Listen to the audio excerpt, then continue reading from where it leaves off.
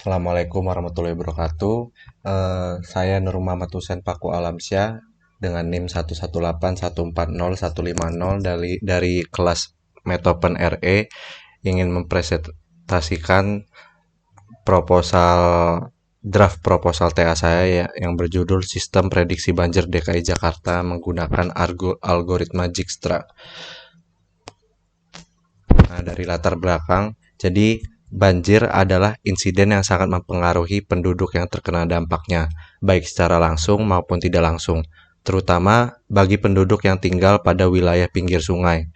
Banjir ditentukan oleh beberapa parameter antara lain, yang pertama ketinggian permukaan air, batas area banjir, lalu bangunan-bangunan yang terdapat pada wilayah aliran sungai. Pemetaan wilayah genangan banjir dapat dibutuhkan terutama untuk mengetahui luas wilayah yang terkena bencana dan memperkirakan jumlah korban.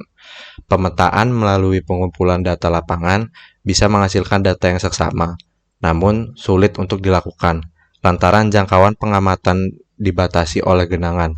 Oleh karena itu, dibutuhkan suatu algoritma, yaitu algoritma Dijkstra yang merupakan salah satu varian bentuk algoritma populer dalam pemecahan persoalan terkait masalah optimasi pencarian lintasan terpendek, sebuah lintasan yang mempunyai panjang minimum dari vertex A ke Z dalam graf berbobot. Bobot tersebut adalah bilangan positif, jadi tidak dapat dilalui oleh not negatif. Namun jika terjadi demikian, maka penyelesaian yang diberikan adalah tak terhingga. Rumusan masalah dan identifikasi masalah. Untuk rumusan masalahnya, algoritma Dijkstra dapat menghasilkan sebuah solusi untuk melakukan prediksi dan mencari rute terpendek di wilayah rawan banjir untuk bisa mempercepat evakuasi masyarakat. Identifikasi masalahnya yang pertama adalah identifikasi wilayah yang rawan terkena banjir. Yang kedua, prediksi perkiraan wilayah dalam lintasan sungai yang dapat rawan terkena banjir. Tujuan dari penelitian ini adalah untuk memetakan daerah rawan banjir berdasarkan sebaran banjir pada tahun 2007 yang mampu memprediksi kenaikan permukaan air di daerah DKI Jakarta yang rawan banjir menggunakan algoritma Dijkstra. Landasan teori. Yang pertama, latitude dan longitude. Latitude adalah garis yang melintang di antara kutub utara dan kutub selatan yang menghubungkan antara sisi timur dan barat bagian bumi. Garis ini memiliki posisi membentangi bumi, sama halnya seperti garis ekuator atau khatulistiwa.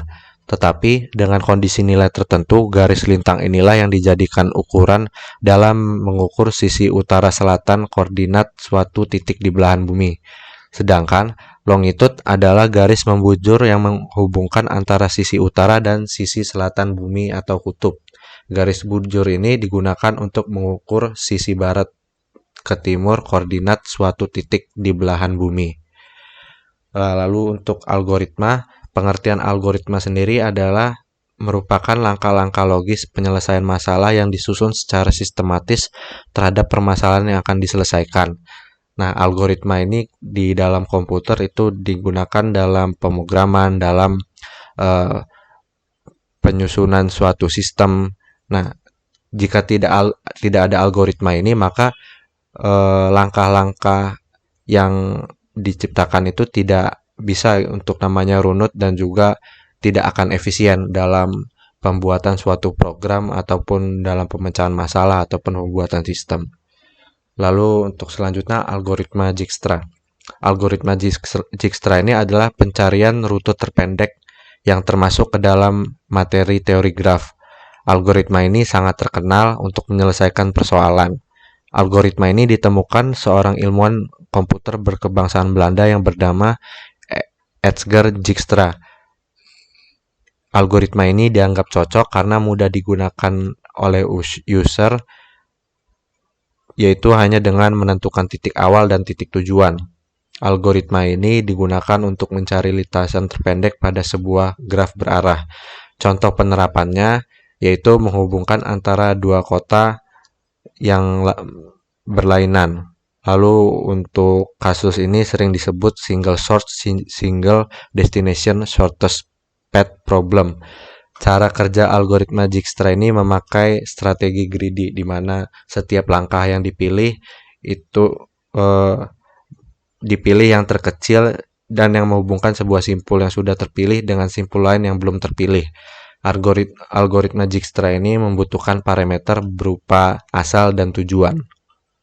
Lalu untuk metodologi penelitian, ini adalah diagram alir penelitian, di mana permulaannya itu untuk mengidentifikasi masalah. Jadi masalah apa yang bisa diselesaikan, lalu yang selanjutnya itu ide pemecahan masalah, di mana di sini adalah penyusunan ide dan kira-kira bagaimana untuk memecahkan masalah tersebut. Maka ditemukanlah sebuah ide untuk mencapai solusi. Lalu yang selanjutnya itu pengumpulan data, di mana dari ide yang sudah didapat itu kita harus mengumpulkan data terlebih dahulu sehingga dapat diolah kembali. Yang selanjutnya itu implementasi, di mana dari rumusan ide dan juga pengumpulan data itu kita melakukan implementasi berupa pembuatan sistem. Lalu yang selanjutnya itu pengujian, di mana sistem dari prediksi banjir ini itu diuji. Lalu selanjutnya ketika pengujian itu sudah selesai, maka ditemukanlah hasil dari sistem prediksi banjir ini. Lalu untuk selanjutnya iteratif enhancement, di mana tahap implementasi ini proyeknya dibagi menjadi bagian kecil yang dikenal sebagai peningkatan yang dilaksanakan secara individual. Model ini terdiri dari beberapa fase, di mana setiap fase menghasilkan selisih. Kenaikan ini diidentifikasi pada awal proses pengembangan dan seluruh proses dari pengumpulan requirement sehingga pengiriman produk dilakukan untuk setiap kenaikan. Jadi untuk iteratif pertama itu ada requirement, design, code, test, analisis. Yang selanjutnya itu akan diulang kembali dari proses requirement sampai ke analisis, dan begitu pula iteratif yang selanjutnya. Lalu untuk pengumpulan data, pada bagian ini pengumpulan data melalui data sebaran banjir DKI Jakarta tahun 2007 yang dikumpulkan, lalu dicari rute terpendeknya menggunakan algoritma Dijkstra. Untuk tahapan implementasi ini merupakan suatu proses penyusunan kode program menggunakan algoritma Dijkstra dan menentukan titik mana yang akan menjadi node awal, lalu memberi bobot jarak pada node pertama ke node terdekat satu persatu. Algoritma Dijkstra ini akan melakukan pengembangan pencarian dari satu titik ke titik lain dan ke titik selanjutnya tahap demi tahap, yang kemudian dianalisis, dicari solusinya agar bisa menjadi sistem untuk memprediksi banjir. Lalu untuk tahapan selanjutnya itu ada pengujian, di mana dari implementasi sistem prediksi banjir yang sudah dibuat tadi itu nanti akan diuji secara manual melalui dataset yang sudah dibuat. Apakah solusi yang sudah diberikan dari penulis itu terhadap permasalahan sudah bisa diterima atau belum untuk pencapaian solusinya. Lalu yang selanjutnya itu adalah hasil, di mana pada tahap hasil ini akan dianalisa kembali sistem prediksi banjir agar sistem yang digunakan itu mendapat solusi dari permasalahan yang telah diangkat, sehingga hasil sistem yang telah dibuat dapat dievaluasi dan dikeluarkan untuk sistem prediksi banjir yang bisa digunakan untuk pemerintahan DKI Jakarta.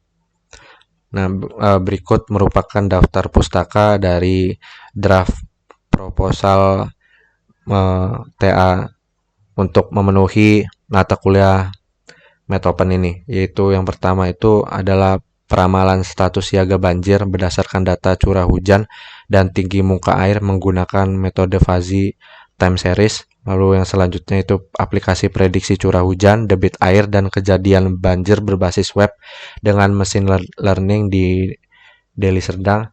Lalu untuk selanjutnya itu implementasi algoritma Markov Chain untuk prediksi kejadian bencana alam di Provinsi Riau.